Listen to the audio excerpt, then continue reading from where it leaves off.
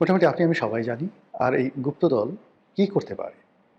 কতটা উপকার করতে পারে, কতটা ক্ষতি করতে পারে, কতটা ভালোবাসতে পারে, কতটা রগ কাটতে পারে, কি সর্বনাশ করতে পারে, সব মোটামুটি আমরা বুঝে গেছি।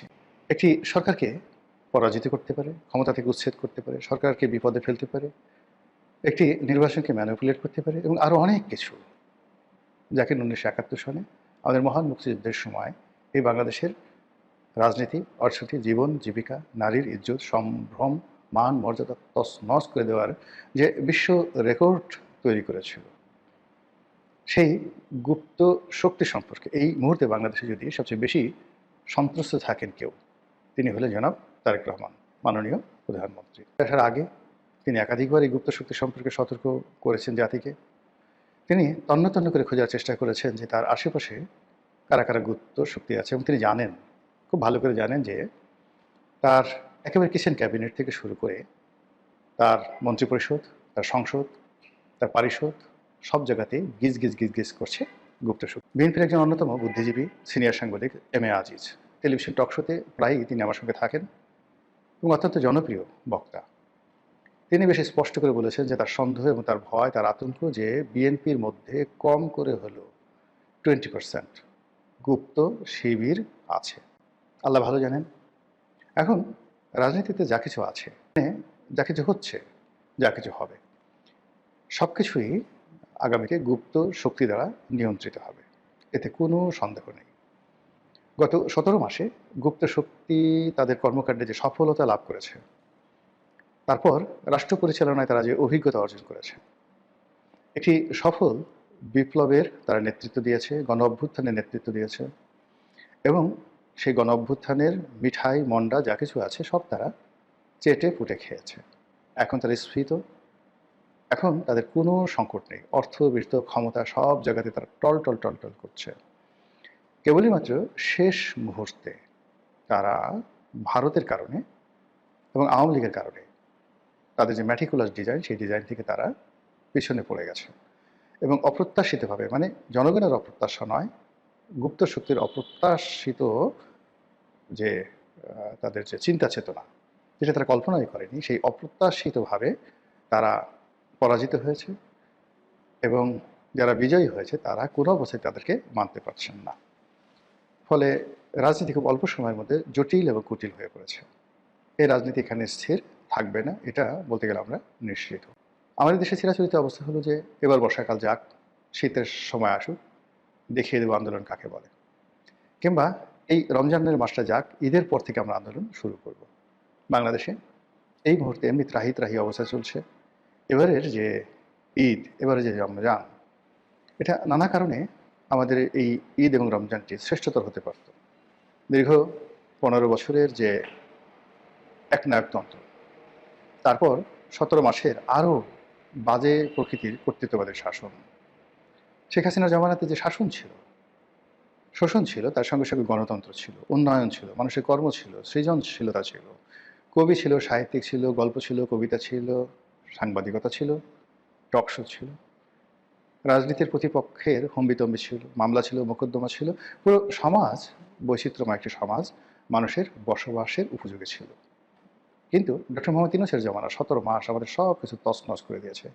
চারিদিকে শুধু মব আর মব, চারিদিকে শুধু মিথ্যা কথা আর মিথ্যা কথা, চারিদিকে শুধু গালগপ্প গালগপ্প, এটা হচ্ছে ওটা হচ্ছে, এই পৃথিবী থেকে সব মানুষ বাংলাদেশে চলে আসবে, আজ আমেরিকা হয়ে যাবে, পোর্ট দিয়ে দেবো, দেশ দিয়ে দেবো, সেন্ট মার্টিন দিয়ে দেবো, ইত্যাদি ইত্যাদি নানা রকম কথাবার্তা। তার সঙ্গে সঙ্গে আজ রোহিঙ্গারা চলে যাবে, কাল রোহিঙ্গারা চলে যাবে, রোহিঙ্গারা গিয়ে ঈদ করবে আগামী বছর সেই তাদের নিজ দেশে, সকল খাজুরি আলাপ শুনতে শুনতে আমাদের কান যখন ঝালাপালা হচ্ছিল, আমাদের শিল্প কলকারখানা যখন বন্ধ হয়ে যাচ্ছিল, আমাদের বেকার সমস্যা যখন তুঙ্গে, আমরা রাষ্ট্র হিসেবে যখন প্রায় দেউলিয়াতের পর্যায়ে চলে যাচ্ছিলাম, ঠিক সেই সময়টিতে একটি গণতান্ত্রিক নির্বাচন হলো এবং সেই নির্বাচনে বাংলাদেশের বৃহত্তম এবং জনপ্রিয়তম দল বিএনপি ক্ষমতা এলো। তারেক রহমান সাহেব প্রত্যাশিতভাবে প্রধানমন্ত্রী হলেন।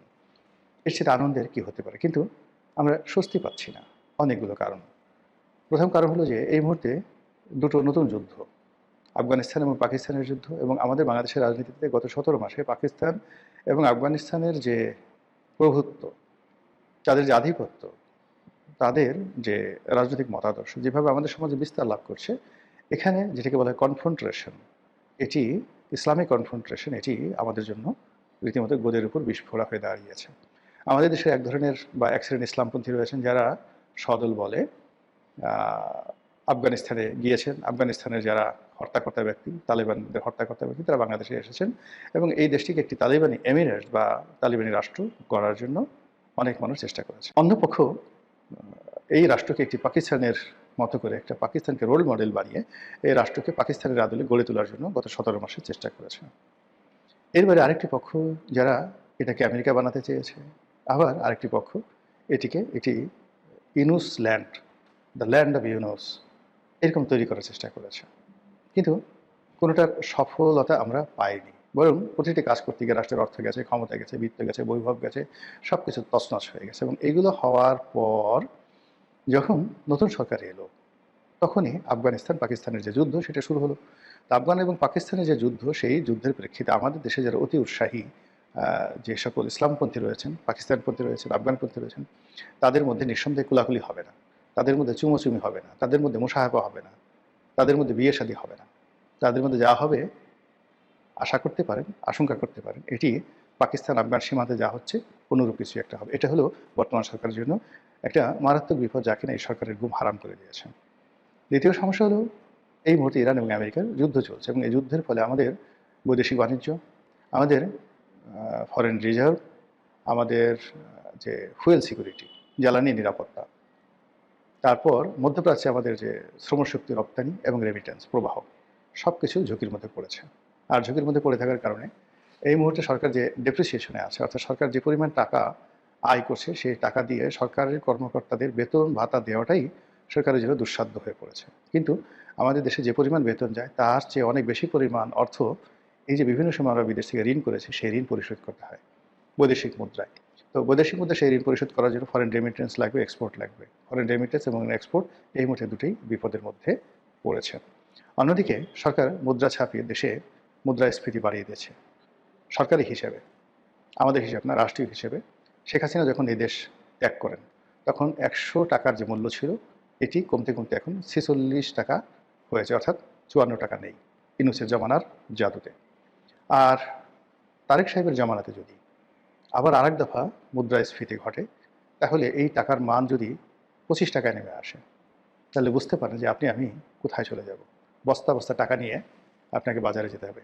ইলিশ মাছ শেখ হাসিনা যখন ছিলেন তখন 1600 টাকা কেজি ছিল, এখন সেই ইলিশ মাছের কেজি 4000 টাকা। বোঝার চেষ্টা করেন যে ইলিশ মাছের গন্ধ শুকে আপনাকে সময় পার করতে হবে। এছাড়া আরও যে সকল জিনিসপত্র, নিত্য প্রয়োজনীয় জিনিসপত্র, সকলের দাম মারাত্মকভাবে বেড়ে গেছে। 70 টাকা ছিল বেসনের মূল্য, বেসন যেটা দিয়ে আপনার পেঁয়াজু, বেগুনি, হালিম যে বানান আর কি, বুটের ডাল, এগুলো এই কয়দিন আগে কিনলাম, দেখা গেল যে 120 টাকা না 30 টাকার দাম পার কেজি বেড়েছে। এইভাবে নিত্য প্রয়োজনীয় দ্রব্যের দাম, চাল, ডাল, আটা, ময়দার কথা না হয় বাদে দিলাম।